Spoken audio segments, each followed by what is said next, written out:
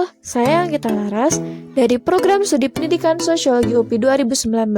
Saya akan mengajak semua untuk pergi ke berbagai negara dan melihat karakteristik pendidikan multikultural dari berbagai negara tersebut. Pertama, saya sudah tiba di Amerika Serikat. Mari kita lihat karakteristik dari pendidikan multikultural yang ada di Amerika Serikat. Tujuan pendidikan di Amerika Serikat ini adalah proses Amerikanisasi. Sebelumnya, sejak berdirinya sekolah rendah oleh imigran Belanda di tahun 1633, juga Universitas Harvard di 1636, pendidikan di Amerika Serikat ini dibatasi hanya untuk migran kulit putih. Kemudian, pendidikan multikultural mencuat kembali tahun 1960-an lewat gerakan reformasi yang ditujukan untuk perubahan pendidikan yang selama ini melakukan tindak diskriminasi pada minoritas.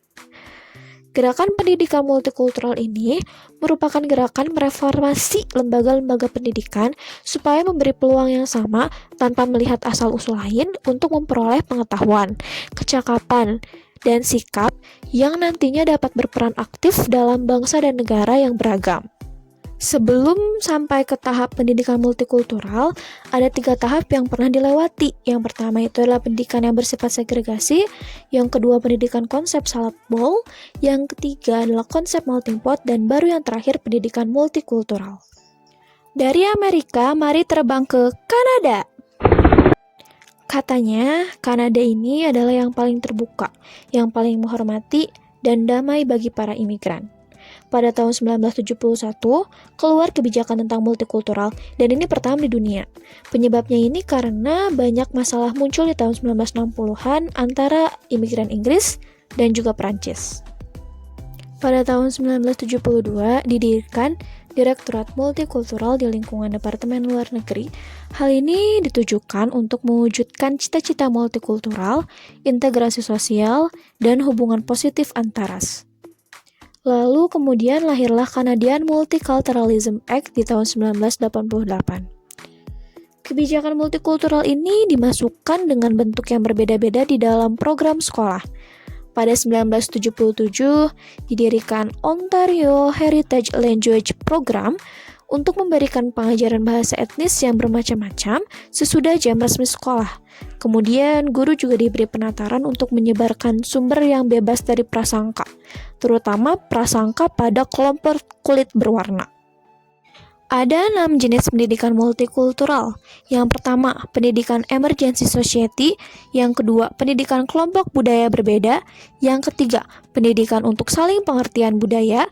Yang keempat, pendidikan akomodasi kebudayaan. Yang kelima, pendidikan accommodation and reservation. Dan yang terakhir adalah pendidikan multikultural. Setelah dari Kanada, mari kita berkunjung ke Inggris. Awalnya, masyarakat Inggris ini adalah masyarakat yang monokultur. Setelah Perang Dunia Kedua, baru jadi masyarakat multikultur setelah datang tenaga kerja dari Kepulauan Karibia dan India. Sejalan dengan kaum imigran yang memasuki Inggris, walau pendidikan multikultural ini berkembang, mereka tetap mengalami diskriminasi, dan akhirnya muncul berbagai gerakan berlatar belakang budaya. Gerakan ini merupakan gerakan politik yang didukung pandangan liberal, kemanusiaan, dan demokrasi, yang diinisiasi kelompok progresif dari Universitas Birmingham. Pada tahun 1964 ini menghasilkan studi budaya yang mengetengahkan pemikiran progresif yang didukung oleh kaum buruh. Pada 1981, terbit British Nationality Act yang menghendaki pendidikan multikultural ada di forum masyarakat dan juga tayang di channel BBC. Kemudian di 1988, ada yang dinamakan ERA atau Education Reform Act, tapi sayangnya tidak menguntungkan kaum minoritas. Dari Inggris kita beranjak ke Australia. Salah satu motivasi munculnya multikulturalisme di Australia ini adalah imigran dari tetangga yang datang secara terus-menerus. Di tahun 1940, imigran yang masuk ke Australia ini diberi persyaratan untuk diasimilasikan sebagai warga Australia asli. Kemudian di 1966, pemerintah mengubah kebijakan supaya orang-orang luar tetap bisa tinggal di Australia. Kemudian di 1972, Gough Whitlam mencoba menghapus konsep asimilasi white Australia dan mulai memperkenalkan konsep multikulturalisme. Dan di tahun 1978, Cal Bally Report mengusulkan prinsip dasar kebijakan multikulturalisme.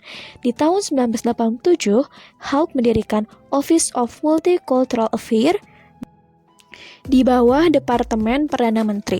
Kemudian program pendidikan multikultural yang ada di Australia ini berbentuk bahasa Inggris sebagai bahasa kedua, pendidikan community language, dan imperatif ekonomi dalam pendidikan multikultural, yaitu dengan adanya bantuan dana dan masuknya Asian Studies Program. Setelah berjalan-jalan ke Amerika, Eropa, dan benua Australia, mari kembali ke benua Asia. Yang pertama ada negara tetangga kita, yaitu Malaysia. Malaysia mengadopsi kebijakan asimilasi melalui kebijakan Bumiputra, yaitu dengan adanya pembagian fasilitas kepada kaum Bumiputra. Setelah pulang dari Malaysia, mari kita kembali ke negara kita sendiri, Indonesia. Seperti yang kita tahu, bahwa Indonesia ini betul-betul beragam.